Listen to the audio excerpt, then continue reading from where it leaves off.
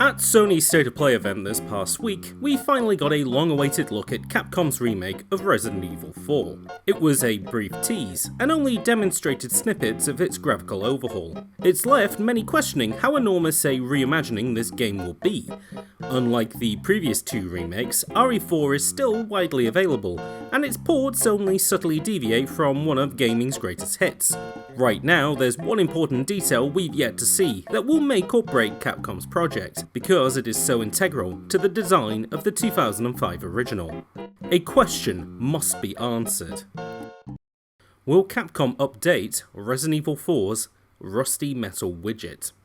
Although it's not immediately apparent, the Resident Evil series has long been informed by its user interface design. The first three PlayStation games and their successor Code Veronica employ zero on-screen elements during normal gameplay. This approach creates a more cinematic experience, with details like character animations and weapon models informing the player on a character's health and equipped weapons. For finer detail like how far a character is from death or how much ammunition they have in total, the player can pause to bring up a status screen, a console interface that combines current stats, inventory and additional materials.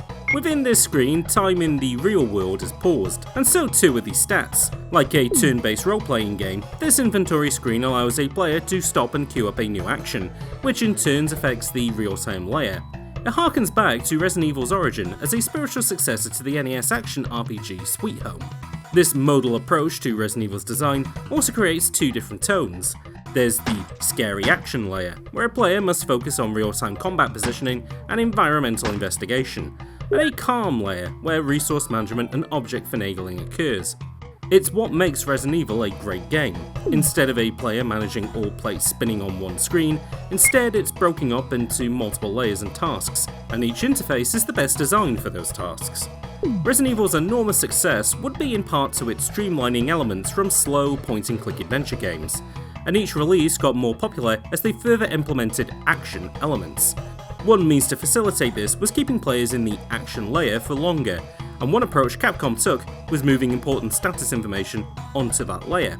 Dino Crisis 2, built on the same framework as RE, is an early example of this, overlaying vitality and ammo count widgets onto its main presentation. But it'd be with the fourth numbered game in the series that these details would be baked in, with the introduction of its rusty metal widget. This widget is designed to look like an old piece of machinery. Health is measured on a 3/4 circle gauge, ammo is read out on a digital display, and text is painted on. During Resident Evil 4's real-time action layer, players can glance at the widget and see the following details: Leon's current health limit, Leon's maximum health limit, ammo count of the currently equipped weapon, the ammo type of the currently equipped weapon, and, in case a player forgets, the name of the character they're controlling. When Ashley is introduced, these first 3 points are doubled up on a secondary widget. Although she can't protect herself, there is an additional detail: her current behaviour. Either she's standing still, following Leon, hiding, in peril, or missing. The introduction of the widget would have an enormous impact on player psychology. Getting hit by an enemy attack whittles a health bar in real time, and players can count the number of bullets needed to take down a particular enemy. Ergo, these statistical changes can be accounted for in future decision making. Knowing how many bullets were left in a clip, a player can more quickly adapt their playstyle, choosing to run away, reload, or change tactics. This plays well with the game's shifting camera angle, an introduction of body part targeting, which conform to RE4's overarching puzzle of resource management. That change to Leon's health, in particular showing the entire range of health he could have, is a mystery to encourage exploration. Yellow herbs unlock more of that health gauge, and so players have a want to explore this big world to find them. The player doesn't need to actively monitor the widget for information either. Green, yellow and red in the gauge denote fine, cautionary and dangerous health, whilst bold reds and flashing indicate zero ammo and Ashley being in peril. The widget was a great change because it got the player to engage with RE4's combat and investigation. Like the original Resident Evil games, there is still some information relegated to a layer that pauses the action. Here, players can manage Leon's items, check his peseta count, inspect ammo, change his equipped weapon, heal up, combine treasures, check a map, and read documentation. Like before, this layer pauses the action. This is good because many of these tasks require some extra coordination, and there's nothing to their challenge that would be improved by adding real-time tension. The inventory's change to a grid of item tiles introduces a small puzzle that lets players relieve tension during these moments, which further creates a sense of relief between there and the more tense action layer. It lets Resident Evil 4 players set their own pace, an allowance to dip into the safety of the inventory when necessary, but there's few reasons needed to leave the action layer when they're having fun. If the game had stuck with 0 on-screen widgets like the original RE games, it'd be unlikely that players would want to experiment as much.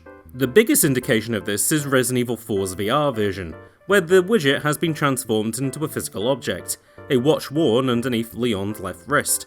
As health isn't so obvious now, and requires a small gesture by the player to check, on-screen prompts are needed to indicate when Leon's health reaches cautionary and critical levels. Players are also less likely to count the ammo in a weapon's clip, leading to dumb firing. On the opposite end, too much information would leave a player paralysed by options. It's not always important to know what guns or treasure Leon has in his inventory, whilst putting a minimap on screen would defeat the challenge of finding special items. For first-time players, too much information without a strict hierarchy will lead their eyes in the wrong direction, which leads to bad decision-making. Like Baby Bear's porridge, the amount of information in Resident Evil 4's widget is just right. Enough for players to make informed decisions, but not so much to overwhelm. The original RE4 widget isn't a perfect piece of UI, however. Although I'll concede that its layout and skeuomorphic rendering is an acquired taste, some elements are perfunctory.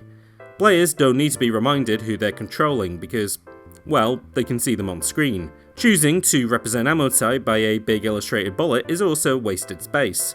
If these elements were minimised, the widget could be made smaller and give more view back to the action.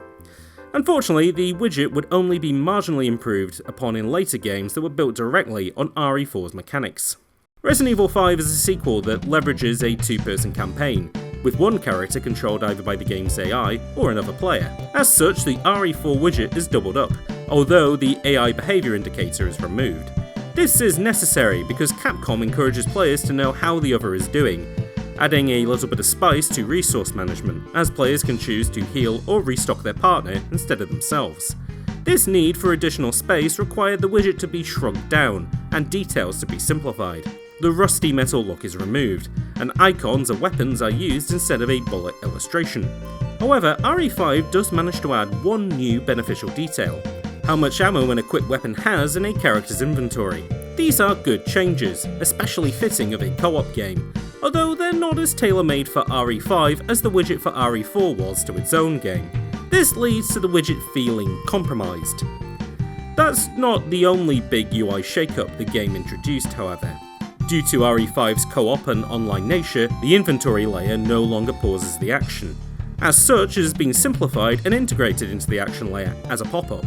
Instead of an entire briefcase to manage, there are 9 item slots that can contain a weapon, ammo, or healing item. Players don't even need to stop moving or shooting to access it, as the menu can be navigated via the D-pad. Resident Evil 6 is also a co-op campaign, but its widget has been redesigned. For one, it no longer accounts for the secondary player. The circular health gauge of RE4 and 5 is replaced by blocks, which change colour and opacity to denote current health. Almost all the additions from RE5 are carried over, and even more details have been added. There is an indicator that shows how many healing items are on a character, and the button needed to activate them. There's even a button prompt to indicate weapons that can change firing modes. By ditching the design of RE4's widget, RE6 does build an interface more fitting for its premise, although it's still not a perfect solution. A lot of detail is crammed in, and Resident Evil 6's widget is one of the largest the series would see. Resembling a smartphone interface, it takes up the entire bottom right ninth of the screen, and employs a translucent texture so as not to cover the action. That latter detail is an unfortunate band-aid solution, when a more serious overhaul should have been considered. Resident Evil 5 and 6 are an example of information overload. In RE6's case, all this information up front removes any need to dip into an inventory layer, which often creates friction the few times it's necessary. Although a bad UI doesn't make a bad game on its own, it's often a visible symptom of a larger design problem. RE6 is a groaning buffet that attempts to integrate everything a potential customer would like, and ultimately appeals to no one. The UI is similar, large and unattractive. Resident Evil 7 is designed to address those complaints directly. It evokes what made the original RE popular with a specific audience, and found a means to modernise that design. This ethos informed its user interface design, which goes back to the minimalism of the original. It can't quite commit to no on-screen elements, however, as a persistent widget displays an equipped weapon's ammo count. Unlike the previous 3 games in the series, this widget doesn't attempt to emulate the look of anything. Instead, it's a simple translucent box with solid text on top. This text denotes ammo in the clip, and relevant ammo in the inventory. In a smart piece of design, the former number turns green if said weapon has a full clip. For weapons that have alternate firing modes, a secondary widget displays its separate ammo counts, an icon that denotes ammo type, and a button sequence for changing mode. By taking up very little space, this widget design gives all the screen real estate over to first-person action. Taking cues from RE5 and 6, inventory management is still done live within the action layer, requiring players to find safe areas in the world. Checking the health status has been moved back here too, and turned into a physical prop, a pebble watch with an EPG. Interestingly, this prop stays persistent in the world, and can appear when the player character puts their hands up to defend themselves. Also taken from previous titles, quick selecting equipped weapons and items can be done by pressing each point on the D-pad. This user interface is a perfect fit for Resident Evil 7. Although not advertised as a first-person shooter, players will often be interacting with the world via a gun. Like RE4, a persistent ammo count will give players information that lets them consider upcoming options. A quick select mapped to the D-pad further incentivizes this. Health is still important, but being out of direct view ratchets tension. Although a player can't see their entire character from first person, the screen does take on more scuffs, and the model physically changes to denote healthiness. It's difficult to think how this user interface design could be improved, and Capcom must have faced this same dilemma. This is because all their Resident Evil games have adopted almost the exact same user interface design since. This is especially interesting in titles like Resident Evil 2 and 3's remakes, which are presented from a third-person perspective akin to RE4. Like RE7, the only consistent on-screen widget is ammo, but there is no physical prop to see health. This information is relegated to the inventory screen completely. Like the older RE games, however, character models and animations do adjust to show healthiness. This user interface is an absolutely fine approach because it modernises the dance between the action and management layers of the older games without feeling archaic. Quick select also plays well with a new action-orientated camera angle, as players can quickly swap weapons when ammo runs low or the situation quickly changes. Meanwhile, Resident Evil 8 would return to first person, but drop any physical widget to denote health. Instead, brief flashes appear during enemy attacks, and it can be checked fully in an inventory layer. Going back to the design of Resident Evil 4, said inventory layer pauses the action. This is necessary, as the inventory is a lot larger than previous games, as the player character is expected to carry more weapons, ammo, and even different item types than before. This is in a midst to replicate the item management of RE4 also. This design is fine, but it does miss the nuance of RE7's approach. It's very likely they didn't do the watch idea again because there was no longer the sponsorship opportunity, but a generic model could have been a fine substitute. It also feels like a missed opportunity that the inventory also wasn't a physical object, although this likely would have been illogical as it pauses the action.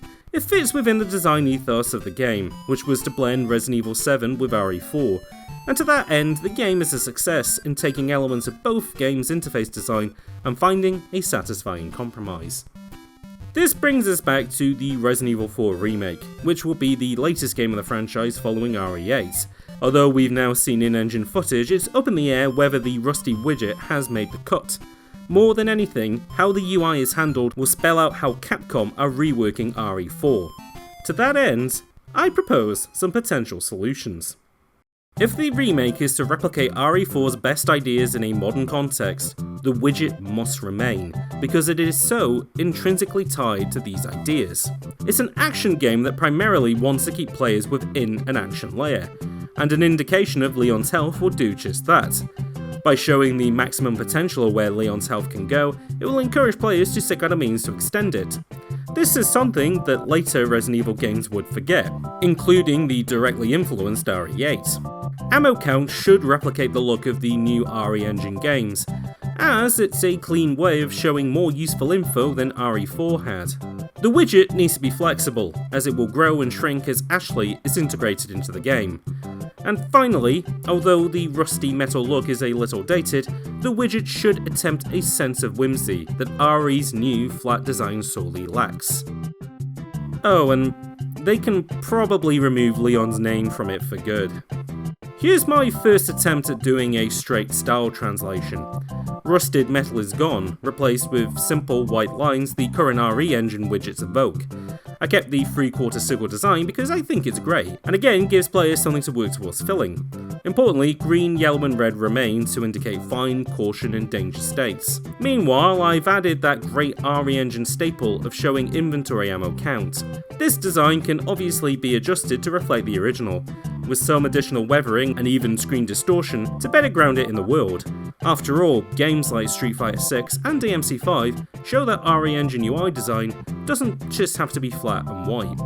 Capcom could also decide to remove that 3/4 circle and simplify health information to blocks, going instead for a more compact widget design. This would be similar to the widget in RE7's Not a Hero DLC, a more action-orientated campaign that included a constant health status and oxygen meter. But my favourite design test leans in the opposite direction. Although the gauge doesn't really resemble anything, this new widget could. Inspired by the VR version of RE4, I recreated the look of Leon's watch to place the gauges and numbers. It's a bit bulkier than any of the other proposed designs, but it has more character than your usual flat white UI. Of course, these lines can be made translucent based on their importance, which further gives screen real estate back to the game. Each of these suggestions has only removed labels from the original widget, but the remake could open the opportunity for more information being added.